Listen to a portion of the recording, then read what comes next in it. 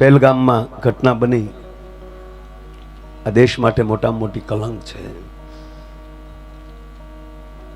અને મને વાત એ છે કે સાહેબ એની રાતે અમિત શાહ ત્યાં પહોંચે, નરેન્દ્રભાઈ મોદી સાહેબ આપણા વડાપ્રધાનનો પ્રવાસ ટૂંકાવીને ભારત વહી આવે, અને એ બધાય પરિવારના માણસો જ્યાં સુધી એના ઘરે ન પહોંચે ત્યાં સુધી એ શ્રીનગર ને શ્રીનગર અમિતભાઈ હતા. અને પૂજ્ય મોરારી બાપુ શ્રીનગર કથા, અને આ ઘટનાને હિસાબે એમ કે હવે 5 દિનની કથા પછી ગમે ત્યારે કરશું, પણ મારા દેશ ઉપર આવી ઘટના બની હોય, મારે હવે ભગવાન રામને યજ્ઞ પાસે બેઠા બેઠા પ્રાર્થના કરવી કે આવી ઘટના ન બનવી જોઈએ. પણ મારે વાત એ કરવી છે સાહેબ, જિંદગીમાં કોઈ એવો સાળો ન કરે. એવું કરવું હોય તો શું કરવું? તો પાયામાં એ જ કે અહીંથી સ્તુતિ થતી હોય જ્યારે ઓડિયન્સમાં બેઠા બધાય ભગવાન રામની સ્તુતિ જેને મોઢે હોય, શિવની સ્તુતિ મોઢે હોય, એની કુળદેવીની સ્તુતિ મોઢે હોય, એના સદગુરુની સ્તુતિ મોઢે હોય, અને હવારના પહોરમાં જે પરિવાર હવારમાં જાગીને આખો પરિવાર ભેગો થઈને કપૂર ગૌરમ કરુણાવતારમ કરીને આરતી વગાડતા હોય. મારે એક ચિત્ર એવું જોયું, સવારમાં 6 વાગે ગામમાંથી બજારમાં માણસ નીકળ્યો તો ઘરે ઘરે સવારમાં પૂજાની આરતી મળે થવા ને તો વિશ્વના બાપની તાકાત નથી ભારતની સામે આંગળી ઊંચી કરીને જોઈ શકે ભલા માણસ. કારણ કે રહેશે ધર્મ તો રહેશે ધરા, નહીતર ખપ જાહે ખુરતાર, તારા ધર્મ ઉપર વિશંભર રાખ ને તું રાણ. એક રેલવે સ્ટેશન હતું, રેલવે સ્ટેશનમાં બાપા ટ્રેનની રાહે બેઠા હતા કીર્તિભાઈ.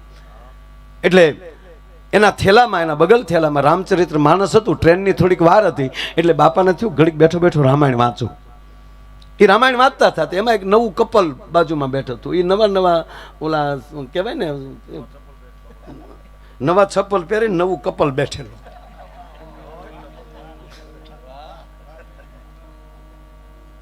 અને એ કાંઈક અંગ્રેજી પુસ્તકો હશે એની પાસે, સામહિક કહેવાય કે શું કહેવાય એને, સાપ્તાહિક કે જે કાંઈ છે એ વાંચતા હતા. એટલે એ છોકરો જે યુવાન હતો ને, કારણ કે ઘરના હારે હોય એટલે તો એન્ટ્રી પાડતો હોય. હા ખરેખર એમાં એકલા 2 જણા હોય બેઠે તાજા તાજા પરણેલા. રીઢાની વાત નથી કરતો, રીઢા ગુનેગાર વાત જ રહેવા ગયો સાહેબ. મને એ નથી સમજાતું. અત્યારે તમે સાંભળો, બધી વસ્તુના ભાવ વધતા જાય પણ પતિ પત્નીના ભાવ કેમ ઘટતા જાય? હાવ હે, હજી સંબંધ થયો હોય, લગ્ન ન થયા હોય, એ પેલા જે 2 ફોનમાં વાતો કરતા હોય કોઈક દે સાંભળજો. ઓલો ગુલ્ફી ઘોડે ઓગળતો હોય ફોનમાં બેઠો બેઠો. આપણને એમ થાય કે આગળ ડબલે ડોલમાં ભરવો પડશે. માં પધારો પધારો. ખરેખર અમુક જો આમ બેઠા બેઠા ફોનમાં, હાલો હા સીતારામ, થોરની વાડાડો બેસી ગયો. ન્યાલી વાત કે હાલો ભૂખું બોલો. ધવળી બોલી કે બોલો ને, પણ હું ક્યાં કાંઈ ના પાડું છું. શું કરે બધા? એ મારા બા ગોળા ધોવા ગયા.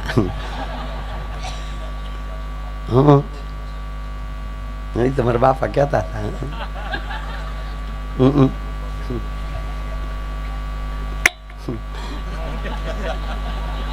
લે એવું થોડું હોય. કોઈ નથી બોલ્યો, મારો ભાઈ કીર્તિ બોલ્યો. પણ કે આને પછી એ કે કોણ બોલ્યો ને ક્યાં છો? ભાઈ છે મારો. ગયા હતા ને પ્રોગ્રામમાં 15 મિનિટના ફોનમાં ઓલી બેન હજી થોડીક અટકે ને તો 15 મિનિટના ફોનમાં 45 વાર એમ કે કાંઈક તો બોલ, તું તો કાંઈક બોલ. ઈનો એ લગ્ન પછી 15મા વર્ષે હું કે તું મૂંગી બેસ લે. એટલે આપણે એમ થાય કે આનો પ્રેમ ક્યાં મરી ગયો હાવ એમ. પણ ખરેખર કહું સાહેબ, આમ એટલે 2 જણા નવા તાજા પરણેલા ઓલા બાપા રામાયણ વાંચતા હતા. જો ઝીણી વાતો છે પણ આમ જીવનમાં વણી લીધા જેવી છે બાપ. એટલે ઓલો ખીજાણો બાપા ઉપર કે શું આ જૂના પુસ્તકો વાંચો છો, રામવનમાં ગયા નાન તેન, વચ્ચે નો ઘણા વિડીયો આવતા, આ કથાઓ શું કરો છો, સત્યનારાયણની કથા શું કરી દે, લીલાવતી ને કલાવતી એની કથાઓ. એમ આપણે બાપાને કીધું.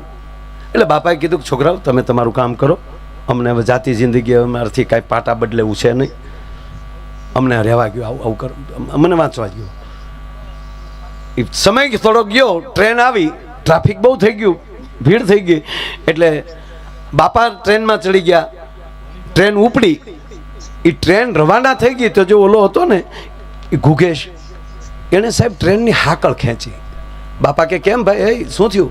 એ કે મારા પત્ની રહી ગયા, હું ભીડમાં ચડી ગયો પણ મારા પત્ની રહી ગયા. ત્યારે બાપાએ એટલું કીધું કે રામાયણ વાંચી હોત ને તો ન રહી જાત. રામાયણમાં છે કે નૌકા આવીને ત્યારે ભગવાન રામે પહેલા જાનકીને બેસાડ્યા, પછી રામ બેઠા હશે સાહેબ. આ લેડી ફર્સ્ટ તો હમણાં આવ્યું સાહેબ, બાકી ભગવાન રામ એમ કહે છે કે એનું સન્માન કરો. આજે આપણું ધર્મ જે છે, આ તમે જોવો છો કે આ 3 દિવસથી તમારા ઉત્સવ ચાલે છે અને આમાં જેટલા બધા છે એ 2 મહિનાથી અહીંયા કામમાં લાગ્યા હશે, તમને ખબર નહીં પડે રાત કારે વહી ગઈ, દિવસ કારે વહી ગયો.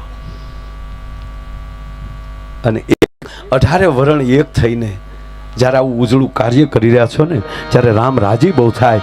અને રામ રાજી થાય છે એનો પુરાવો કયો? તો પૂજ્ય મોરારી બાપુ આવે છે એનો પુરાવો કે ભગવાન રામ રાજી થયા છે. અને આવા મહાપુરુષોને ઓળખવા બહુ અઘરા પડે આપણે. હો વર્ષ પછી સમજાયો. અને સાથી ઠોકીને કહું સાહેબ કે 100 વર્ષ પછી પાછા કોઈ આવા મહાપુરુષ આપણને મળે તો, ખોટા વખાણ નથી કરતા વાલા, બાકી ઓળખવા એ બહુ અઘરું પડે. પરિવારની વ્યક્તિને હરખા ન ઓળખી શકતા હોય આપણે તો મહાપુરુષોને કેમ ઓળખી શકીએ? અને ત્રીજી વાત, જ્યાં સુધી તમારા ગામમાં દાખલા તરીકે BSNL નો ટાવર છે અને બીજો ટાવર નથી, તો તમારા મોબાઈલમાં BSNL નું કાર્ડ હશે તો જ એ ટાવર પકડશે. એમ અમુકમાં એ કાર્ડ જ નથી, મેમરી જ નથી. મારા અમુકને જોઈને બાપા તો આપણે એમ થાય કે ઉપલી આવ્યો શું કામ હશે? હા, આખું ગામ લેર કરતે ને એકલો બેઠો હોય, ઉપડી ગયું બધાને વાળા દે તું ગોઠવાઈ જાય ને કર મરી જાય. આમાં તમે સાંભળી લ્યો, આપણે રોડ ઉપર ઊભા હોય અને કીર્તિદાનભાઈ એની 1.5 કરોડની ગાડી લઈને એ આપણને ઓળખી ગયા કે આપણો ભાઈબંધ છે, એ આપણને ગાડીમાં લઈ લીધા હારે અને ગાડી ઉપડી, રોકાણ એનું, ડીઝલ એનું, ડ્રાઈવર એનો, પણ હારે બેસી ગયા તો સ્પીડ આપણને એ જ મળી ને. એ ગાડી એમ નહીં કે તે રોકાણ નથી કર્યું એટલે તને સીટમાં તને એસી નહીં આવે. ના, સાથે ગોઠવાઈ ગયા, સાથે બેસી ગયા તો રોકાણ એનું હશે પણ આનંદ બધાને મળશે. એમાં દાતાઓએ દાન બધાએ કર્યું છે, પણ જેણે ન કર્યું હોય ને એ આનંદનો લાભ તો એ જ લેવાના છે મારા બાપ. એટલે આ જે ગામનો જે લાગણી અને ભાવ જે છે, બસ આમાં ગોઠવાઈ જવું, બેસી જવું અને ભગવાનને કહેવાનું કે મારા બાપ તે મને અવડો ન બનાવ્યો, હું દાતા ન બની શક્યો. આ પીડા થશે ને એટલે પરમાત્મા તમને પણ મોટા બનાવશે અને એને પણ એવો કેવો લાભ દેશે. જે વિસ્તારમાં લી, જે ગામમાં લી, જે વ્યક્તિ એવી નીકળે સ્ટેજ ઉપર જાય એવી, એ તમારા ગામનું ગૌરવ છે. ઉપર આવે ને એનું સન્માન થાય. અહીં દાતાઓના સન્માન થયા, મહેમાનોના સન્માન થયા.